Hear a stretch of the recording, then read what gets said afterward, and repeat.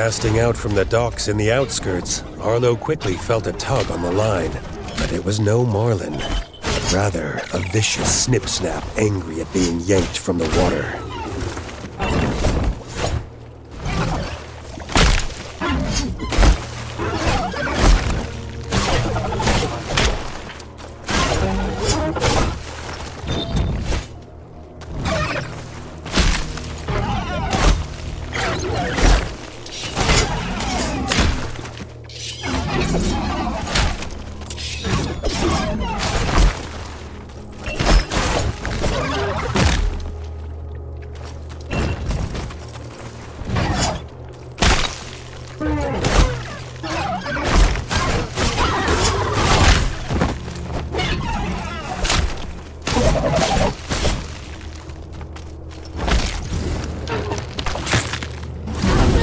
With the Snip Snap quickly dealt with, Arlo could get back to fishing for the elusive marlin, whilst he wondered if the Snips...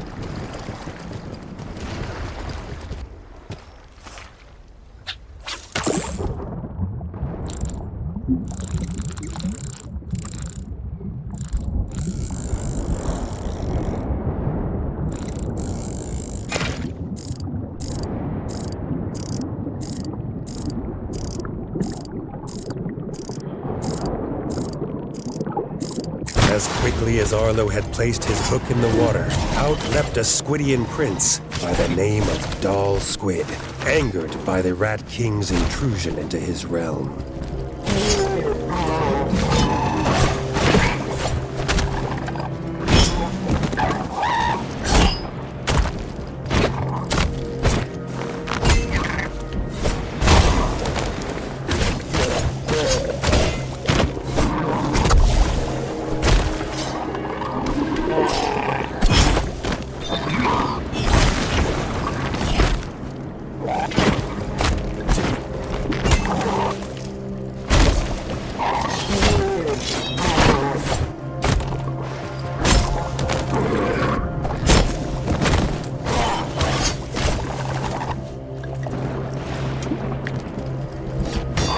Dhalsquid was quickly banished from the surface, allowing Arlo to get back to the important task of fishing.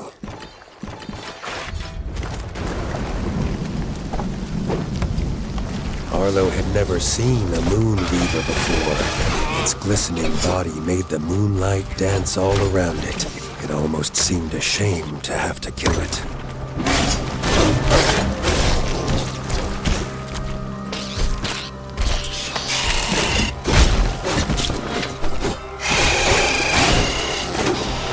Arlo quickly realized the threat that the Moonweaver posed to Bogmire Forge, and was happy to have Short Tongue by his side to defeat it.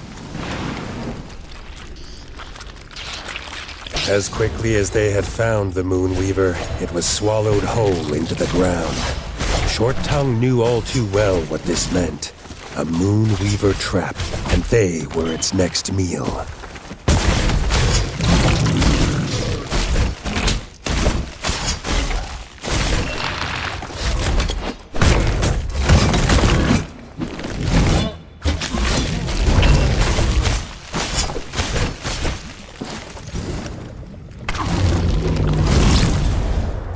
Hacked to pieces.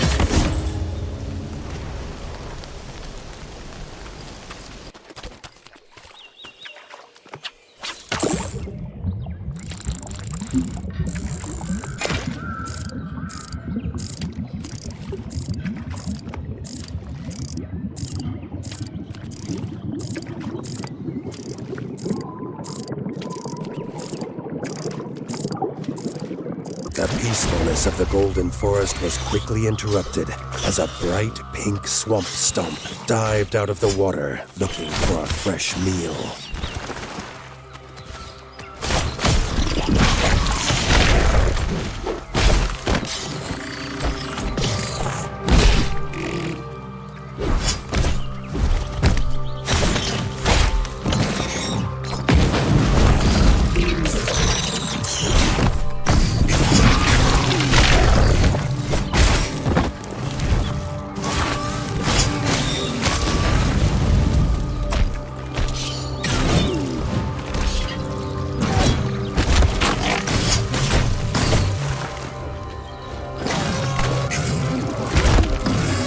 The vicious Swampstomp defeated, Arlo could get back to luring a sturgeon from the murky waters of the Golden Forest.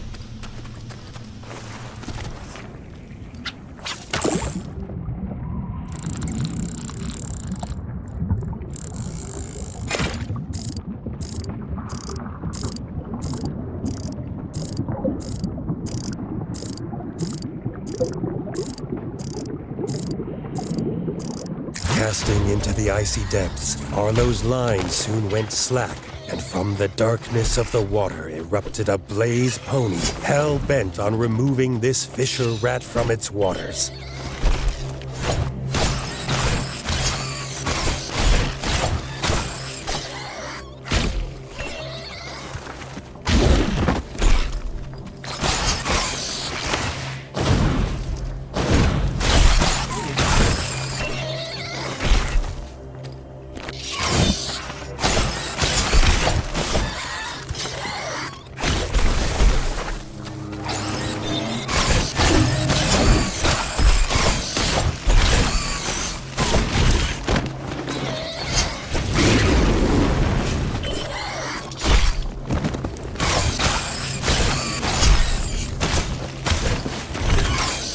The blaze pony's buzzing wings were soon quieted, and Arlo was able to get back to fishing the icy waters for a pufferfish.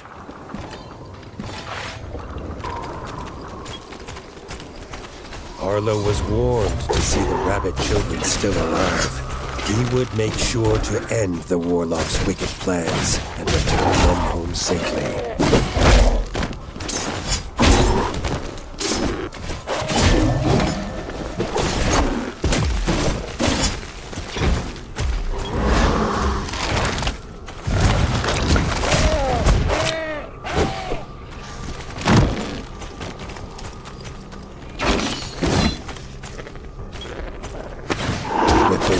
Defeated, and the children free once again, Arlo set off to tell Grey Ears the good news.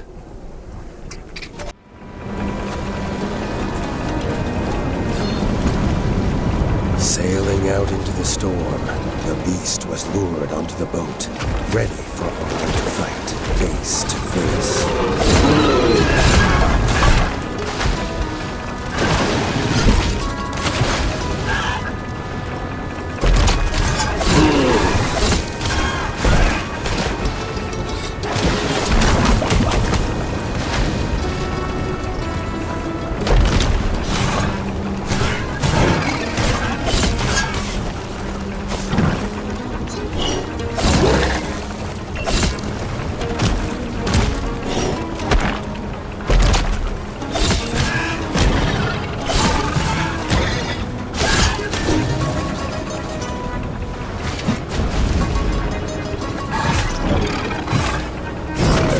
dragon's tentacles slashed and slapped across the ship's hull, but eventually Arlo was able to send it plunging back to its watery grave.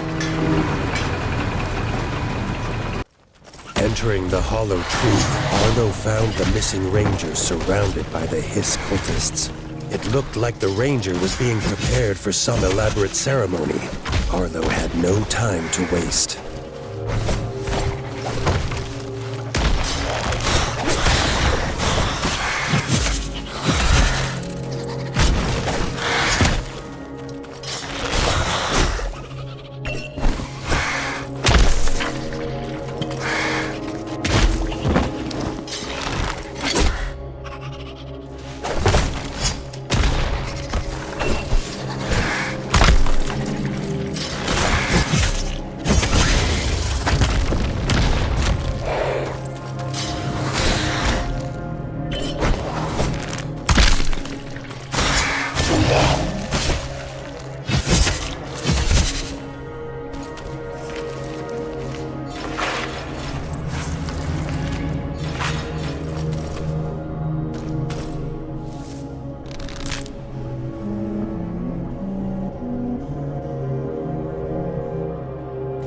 The Owl Ranger thanked Arlo for his freedom and knew the location of the Hiss ceremony.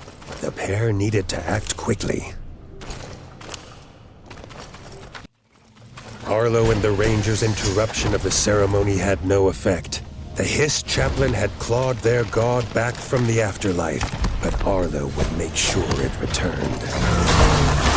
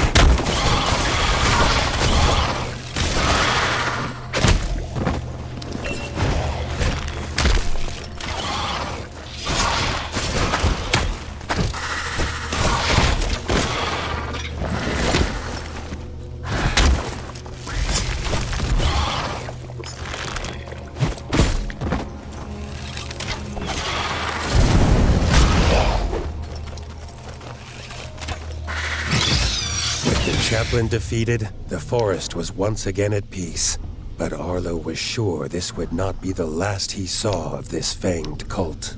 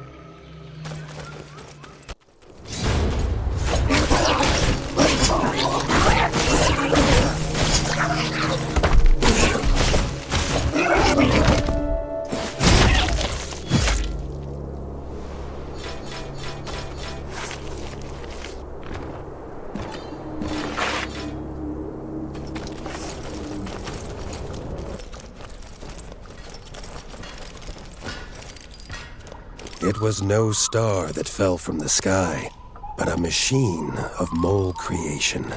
Before the moles could explain that they planned to repair it, the ground began to erupt with grubs, drawn by the banging of hammers on steel.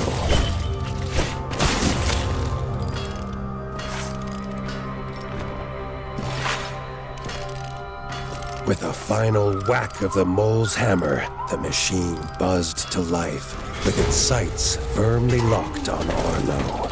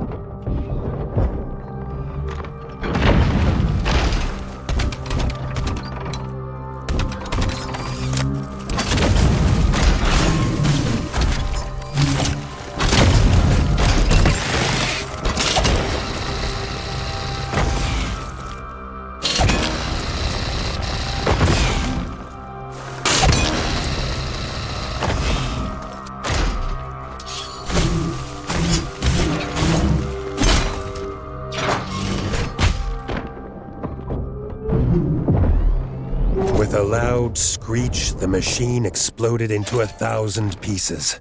Arlo hoped it stayed that way, but he knew the dangers of mole curiosity too well.